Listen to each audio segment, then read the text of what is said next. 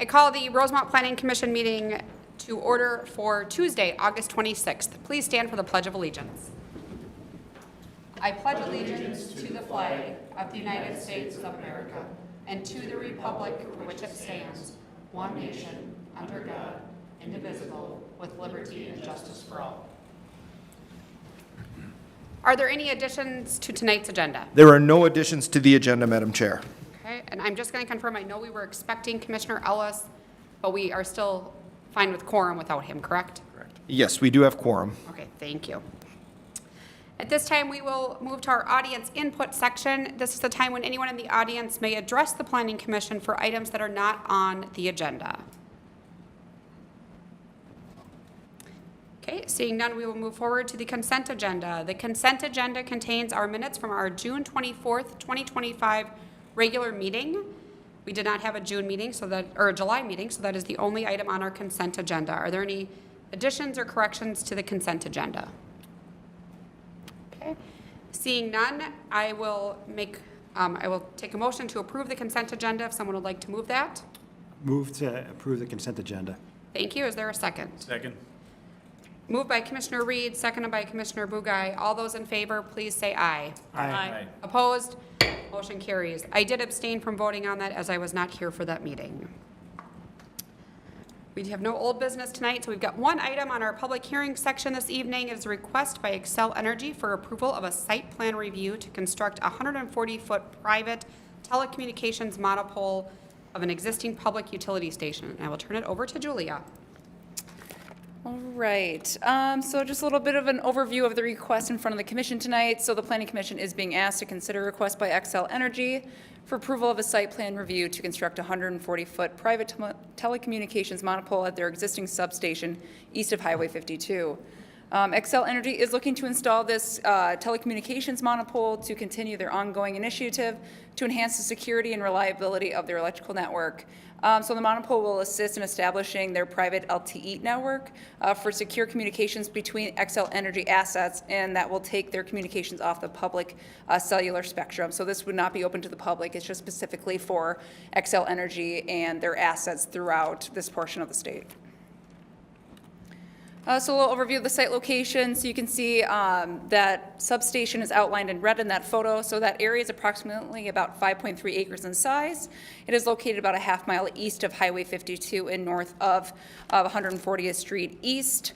You can see to the south is the FedEx Distribution Center site, and then to the east is going to be the Metropolitan Council wastewater lift station, and then to the west it's just undeveloped land.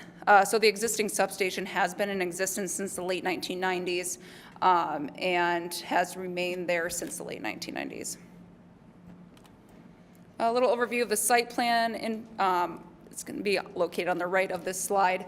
So XCEL Energy, again, is proposing to construct a 140-foot private monopole on the northern end of the existing substation site. So you can see in this site plan, it's going to be located in this northern portion outlined in red. So the proposed monopole will also have 3 antennas near the top of the structure, center line height of 135 feet. This will help with having that LTE for their assets. Again, they need the height to be able to get that to work. Commercial antennas and or towers are permitted with standards in the I-1 General Industrial Zoning District, which this property is located, or is zoned I-1, and then all existing structures within the substation exceed the setback requirements and meet the requirements of the zoning code.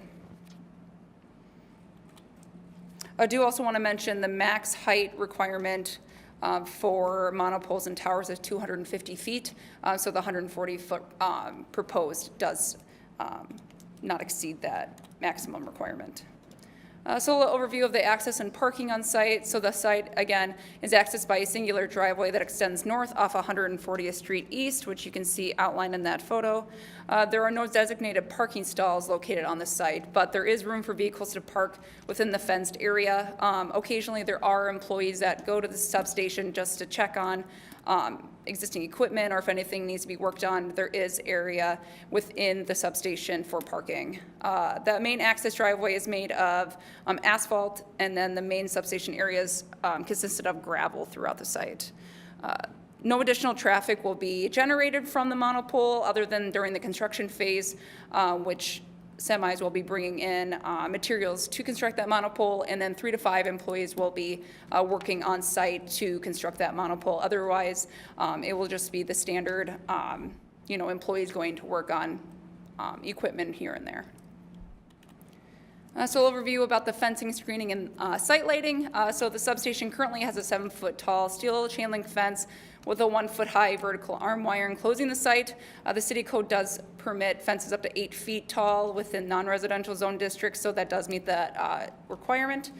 There are currently existing LED lighting throughout the site, and no additional lighting is proposed with this monopole addition. And then the city code does require screening for electrical substations adjacent to parcels in residential, commercial, or public institutional districts. There is you can see that Metropolitan Council substation or lift station is public institutional. There is existing tree screening along the eastern property boundary that goes north to south, screening that public institutional zone property, and there's also additional screening on the western side of the substation as well.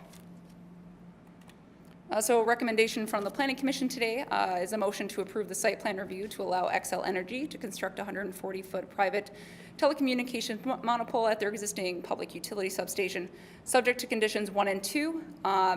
I'm here to answer any questions that the Planning Commission has, and I do know the applicant is present as well if you have any additional questions for them. Thanks, Julia. I'll start with just one question. In terms of the semis bringing the monopole in and such, there's adequate space for the semis to come in and out of there and to get that without disrupting the rest of the traffic out there? To my knowledge, yes. There is access, again, the applicant might be able to speak to this a little bit better, but there is not much development and traffic up on this Right. side of, obviously FedEx is not being heavily used right now as well. So I don't see that being as disruption to the traffic flow within that area. Okay, thank you. Are there any other questions from the commission? Okay. Thank you, Julia. Thank you. This item is a public hearing item, so at this time we will open up the public hearing. Anyone in the audience who would like to speak on this item may do so at this time, coming to the podium, stating your name and address for the record.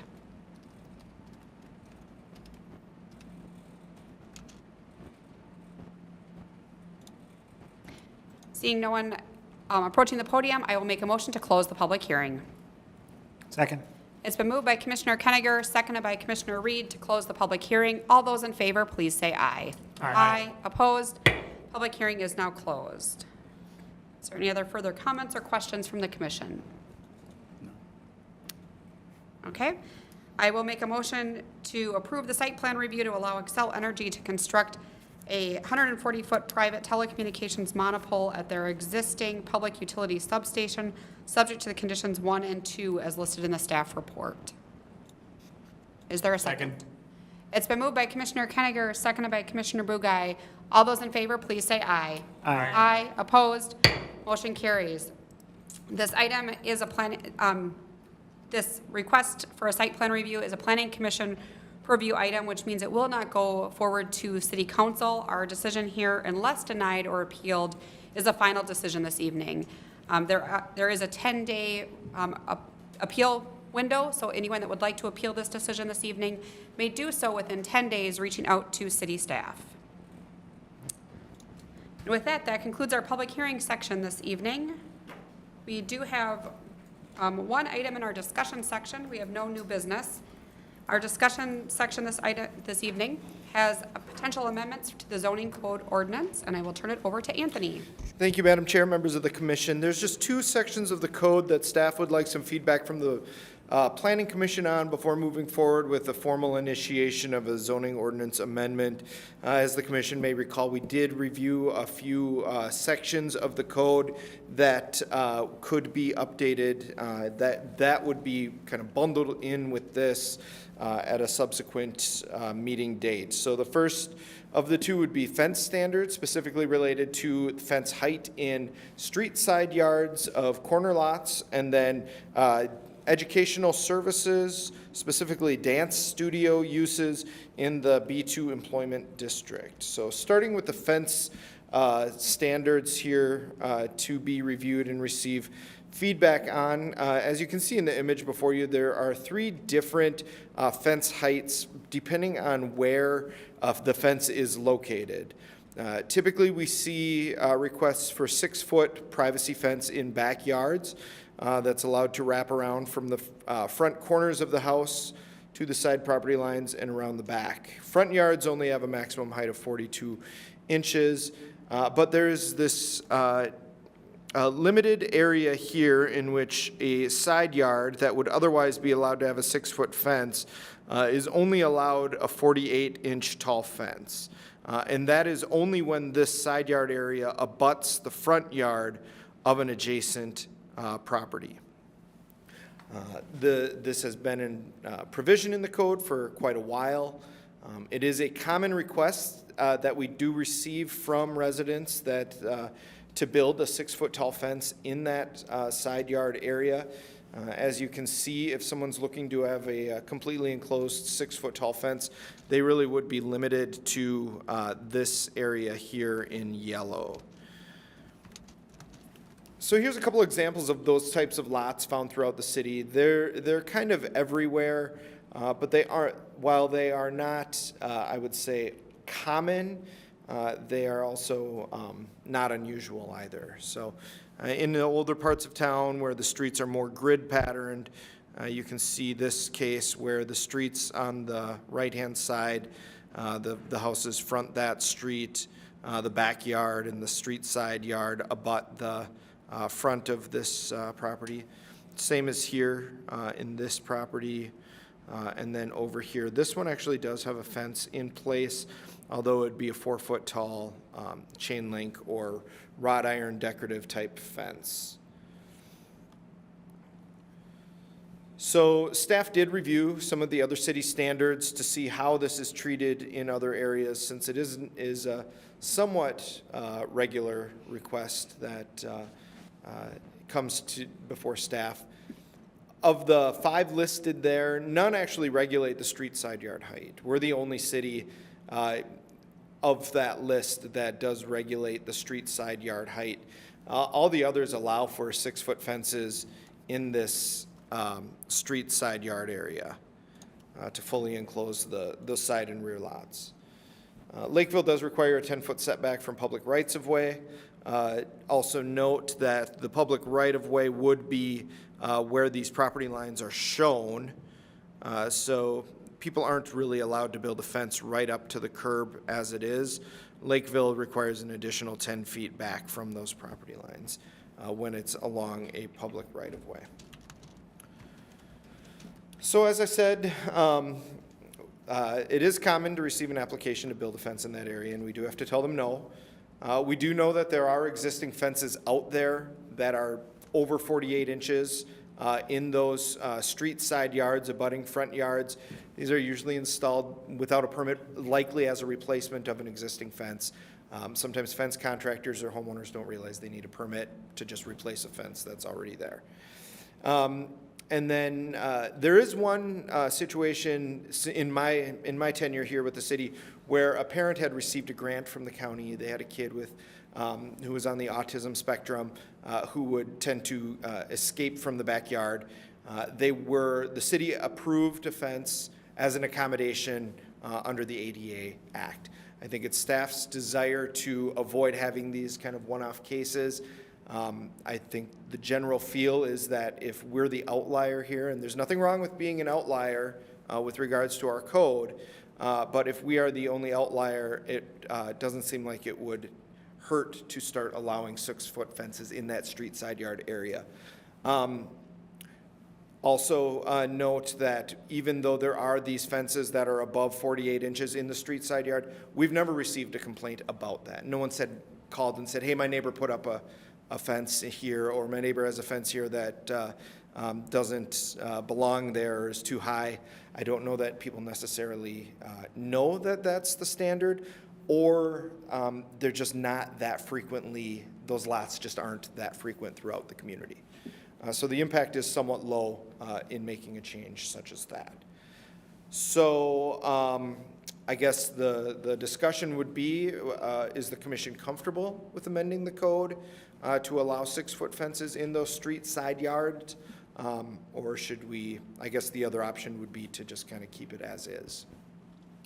Anthony, what's the setback? You said 10 foot in Lakeville. Is it 5 foot here, or what is? We don't have a setback. You can build up to, but not on the property line. Okay. We do require a 2 or 3 foot setback from sidewalks or bituminous trails to allow for storm removal, or snow removal, snow storage, and maintenance. If I wanted to build a fence to separate my neighbor, I can build it right on my property line, our property line between the two of us? Up to, yes. You can't go on the property line because Right, but theoretically I half of it always- would be on your neighbors. I think I always thought there was a 5 foot setback, Yeah. just as common. No, and there is a drainage and utility easement that is 5 feet on either side of the property line. Fences, all fences are, a condition of their approval is that they don't impede drainage or alter the grade. So there is that easement area, but you can build a fence in there so long as work doesn't have to Okay. occur within the easement. I guess I would look at it as, we have 3 different fence heights. Why not just be consistent and have one and make it 6 foot if nobody's really having issues? Well, the one way that it is regulated in other cities, they do have a 42 or sometimes 36-foot height maximum in the front yards. I don't think we would want 6-foot privacy fences in front yards, but from a side and rear yard, one height would be a lot clearer. Anthony, on the list of cities you had there, was there any rhyme or reason to why those cities were picked? I noticed some of our neighboring cities, Apple Valley, Egan, Farmington, Inver Grove aren't on the list. I guess I would defer to Julia. She kind of did the research on that. I don't know. I don't think it was a matter of picking and choosing. We just try to pick similar cities of similar sizes that are somewhat scattered throughout. And a building out, built out, maybe they've been through this before. So you look at Woodbury, this is probably old hat to them from about 20 years ago. Similar types of styles, so Okay. there was no exact science to it. Okay, I just didn't know if maybe they weren't listed because they, Yeah, we only picked the ones that Right. reflect what we want to have happen. No, it's pretty random, I would say, when we do this kind of thing. Or sometimes the codes just don't make sense or are hard to read or something like that. But Right. we We try also to don't find wanna somewhat similar. Fall into the trap of only picking our adjacent to neighboring Adjacent cities too, neighbors, right, so. right. Grab a few neighbors, grab a few others out there that have staff that are able to get back to us on some of these things. okay. Right. So the request here is really just to allow that change for the side fence, right? Right. Still maximum 48 in the front yard. 42 in the front yard, 42. yep. Do you know what the original rationale was for why this was? Well, I think it could have something to do with making, so that it isn't a tunnel or a privacy fence along one side of your front yard. I don't think people really care that much about that, to be honest. And our lots don't really look like this too much anymore. Our streets are curved, and a lot of times a corner lot is more pie-shaped or, as you can see here, they're not always perfect squares, so it doesn't necessarily impact them all that much. Well, it probably happens more often than you think. I mean, right across the street, my neighbor's house is just like that. And I'm pretty sure they've got a 6-foot fence. No problem at all. I never thought twice about it. So I've got no concerns at all with this. Yeah, I think another thing when we've been thinking about it too is that you have to go up a couple steps to get into everyone's house anyways. So if you're looking out your front window or whatnot, you're already elevated somewhat when you're looking out. So it isn't like it's not like it's a 20-foot tall fence kind of, boxing you in. Yeah, I think to me, it's an additional 2 feet. It's not like it's doubling, going from 4 to 8 or anything like that. I think it's an additional 2 feet. It is, some of these pictures you show are probably a little bit old. I mean, maybe the one house on the first picture in there. We've got some smaller side yard setbacks recently. So then, obviously, if you can build a fence all the way up to the front, but the front yard setbacks we haven't done, it's just side yard. So I think, like, that was the other thing I was thinking, like, is it gonna, with the side yard setbacks being different, is it gonna feel like it's more intrusive? But I don't think anyone's gonna pay attention. No, looking at Haven't that. gotten any complaints, and there's no intent to add that additional footage like Lakeville has for that setback, No, right? Keep it no, at, not keep really. it the same as what we have. Yeah, Okay. I only mentioned it in case you guys wanted to talk about it at all, but. Yeah, looking at the first picture, actually, that it's next to the sidewalk itself. So I can clearly see like there are a few next to my homes who probably have 6 foot because I'm 6 foot when I'm walking by. The fences are like kind of my tall. I think that gives them a good privacy. It's just when I'm walking by the sidewalks, it's just a privacy for them. But from the houses next door, like second stories, third stories, you can actually see them. Yeah. It's not a 20 feet as you were, Anthony is mentioning. Yeah. I think it should be 6 foot because between the properties it's 6, right? You can Yeah, walk. if it's just a standard, situation like this, you could have a 6-foot fence right here. It's So just this just one next to spot, the that's the street. question. On a Next to corner. the street, the Next to sides the ones front are- yard. Yeah. So if you're abutting the front yard. Yeah, and this image also is a little deceiving because the property line is not actually on the curb, like this kind of implies. As I had shown here, the setback, the fence would be stopping, like in a situation like this, the fence would be stopping 13 feet from the curb anyways. So this property line, like, I'm assuming the magnets are installed there, right? Yeah, So if they're installing the fence, they're looking for the magnets, that will be like those 13 feet inside, not on the border. right. So it should be good. Yeah, setback is not necessarily needed here. Yeah. Okay, It sounds like the consensus is. Yeah. all right, well, Agree with we'll this? take that into Thank you, account when we Anthony. bring this forward again. Okay, the second item is related to educational services as a use in the B2 employment district, which is what our business park district is now called. This is specifically related to the Biscayne Business Park. The Planning Commission had reviewed a site plan for KDP, Keystone Development Partners, to build multi-tenant office warehouse spaces down there for rent in the Biscayne Business Park. As they've been marketing the property, they've been asking us about different uses and things like that. And one of them was a dance studio that wanted to locate in their building. And as you can see in the definitions here, educational services is not a permitted use in the B2 district.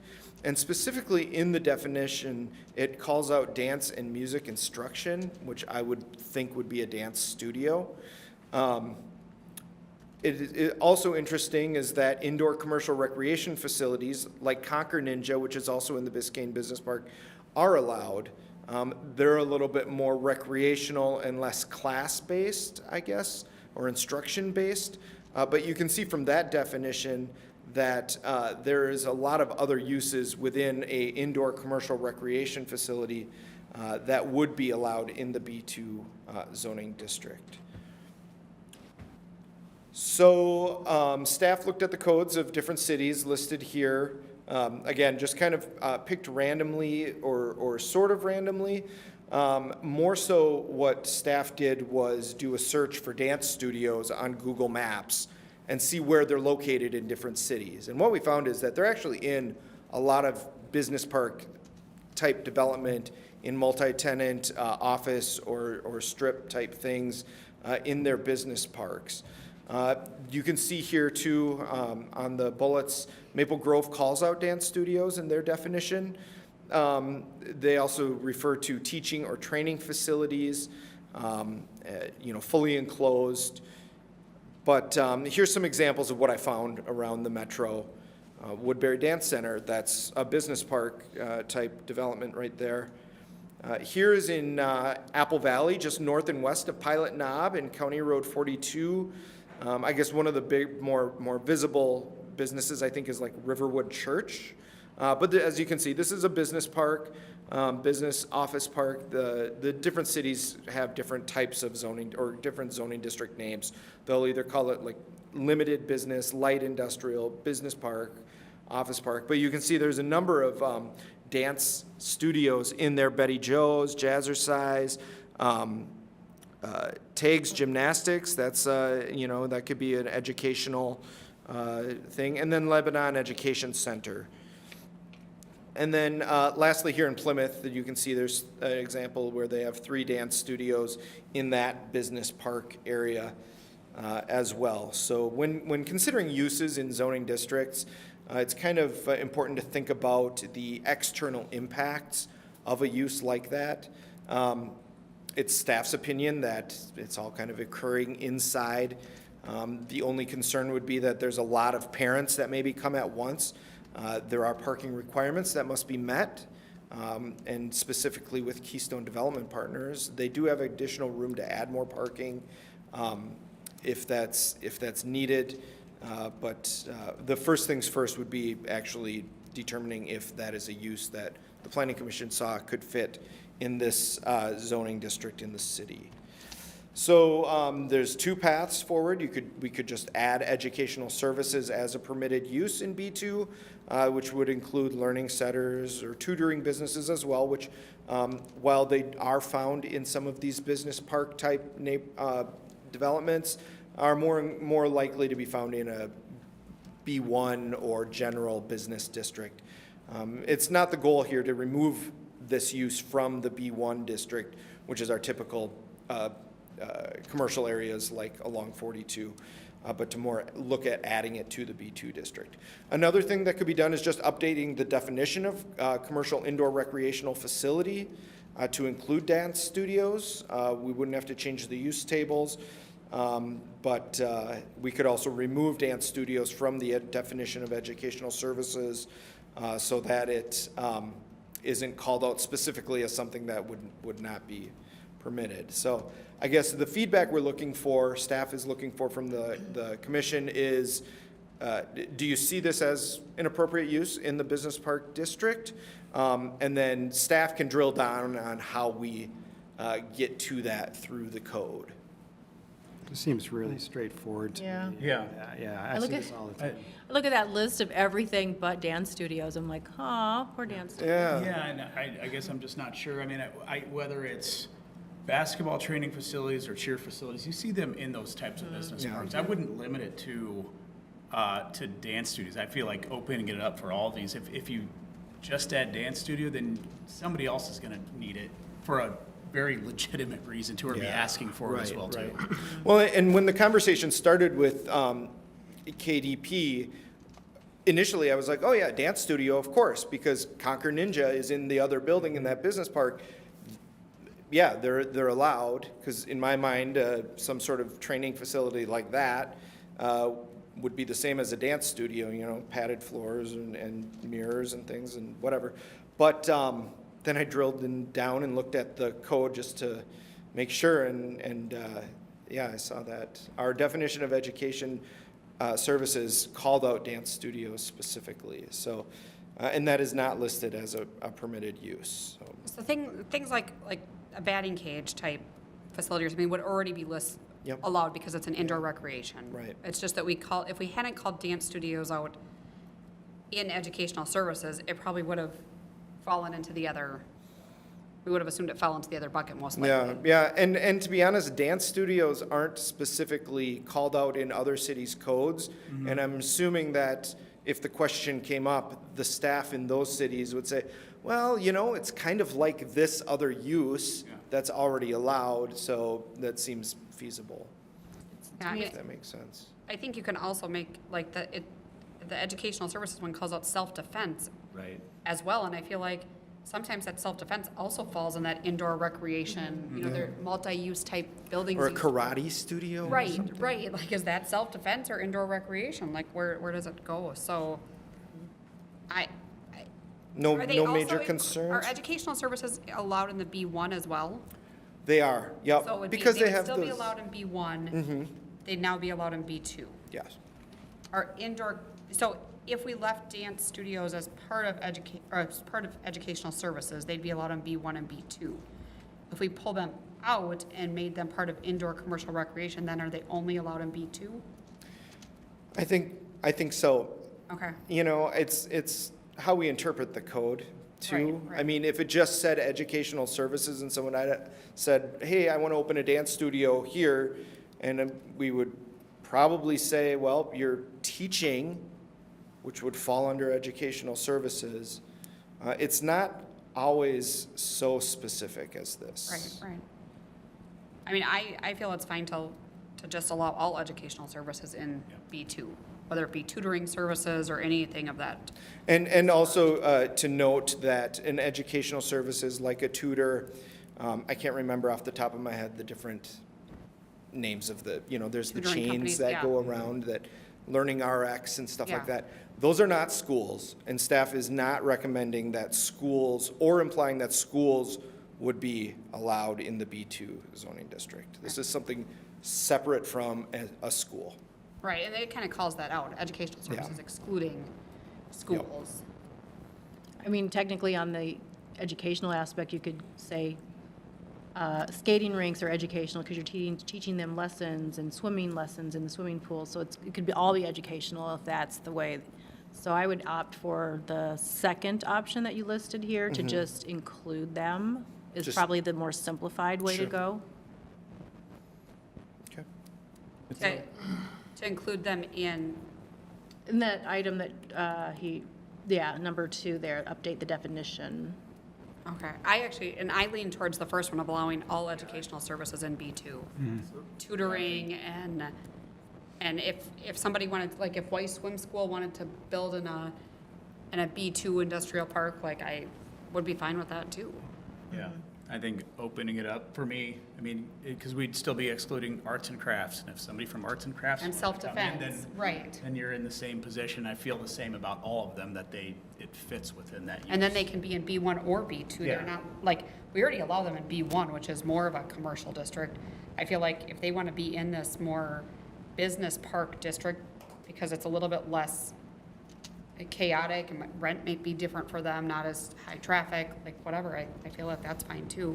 I also think when you get into some of these business parks, you get a mix of uses.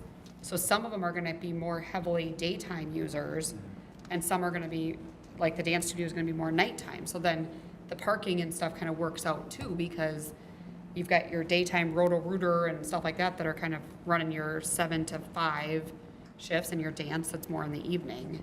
So it sounds like the commission is open to allowing more of these uses in that type of a zoning Yes. district. Okay. Yes, I would Agree. for that. Brendan, you were kind of on the other side. Are you okay with? I could go either way, but I was going to probably leave it up to these folks. Yeah, that are well, I more mean, the experts on how to go about it to whichever is more simplified. You'll be reviewing it all again and seeing the actual text of the code and the changes at the September meeting. And we're Yeah. going to lump the other ones in there with it And too. my guess is the first one obviously requires a few more updates to tables and things like that. I think it adds the letter P to the table in but- one part of the thing, so it's, But I also feel like we should do it right and not patch it now and come back in 12 Yeah. months and have to patch it I again. agree. Okay. So those were the two items. Okay. If there's anything else, we can talk about it now, otherwise. Anyone else have any? This has been very helpful for us to hear from you guys, and this kind of fits under that theme of why we had done that 2-year process of updating the zoning code in the first place, to make it more user-friendly, easier for staff and the general public to interpret, more efficient, more consolidated, and really kind of passing that practicality test. Is, we're sitting here debating, well, what's the difference between a karate studio and a dance? Nothing from how it impacts there. So let's fix it from a technical aspect, so we can have an easy answer as staff when we have these businesses that are approaching us. I think it also makes our job a little bit easier too when the code is cleaned up. I will say in our conversations with applicants or potential users, it seems like they are reading the code more, there's fewer questions that we get. It's easier for them to go through the code, everything's organized a little better. So while we have been going through some of these fine-tuning exercises to different sections of the code, overall, it is night and day compared to our last one. It's just so much easier to use. The part I like to think about more from an economic development perspective too is the calls and questions we aren't receiving, because let's say there's a broker or a rep out there that's reading our code and says, well, it looks like you're not allowed here, so I guess we're not going to even pursue Rosemount at this point because your code doesn't allow you. So that's a call we never receive because we've been self-selected out of a process that we weren't even able to have a conversation of.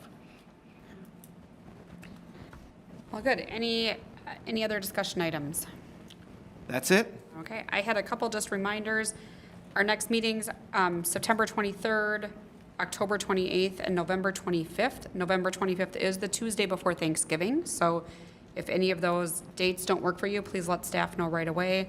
And then just an early plug for our December meeting, because it is not on the fourth Tuesday, it is December 22nd, which is a Monday.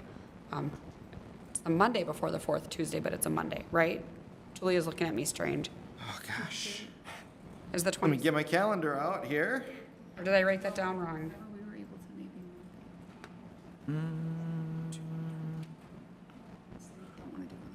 Oh, that was the question. The 23rd is a Tuesday before Christmas Eve.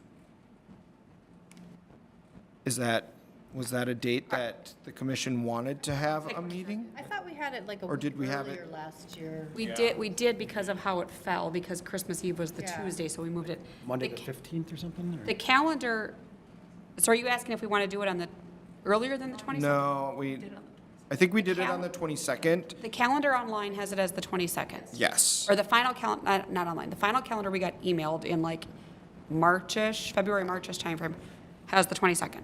Because in previous years, we would have done it the week, like, we would have done it on the 15th. So, we're still doing it the week of Christmas, just the Monday instead of the day before Christmas Eve. Yeah, so so if anyone has conflicts with that now, if we let staff know if we need to move it, but that's what we had decided at the early part of the year. So those are the dates coming up. Also, there's some other events coming up in the next few days or next month. Tomorrow is the Quick Trip ribbon cutting at 10 a.m. The event starts at 9 a.m., runs 9 to 11 with the ceremony at 10 a.m. Everyone should have also received an invite to Dakota Aggregates Dig In event on September 11th. The RSVP for that is due September 4th if you plan to attend that. And then there's an Emerald Trail school dedication with students and staff on September 24th.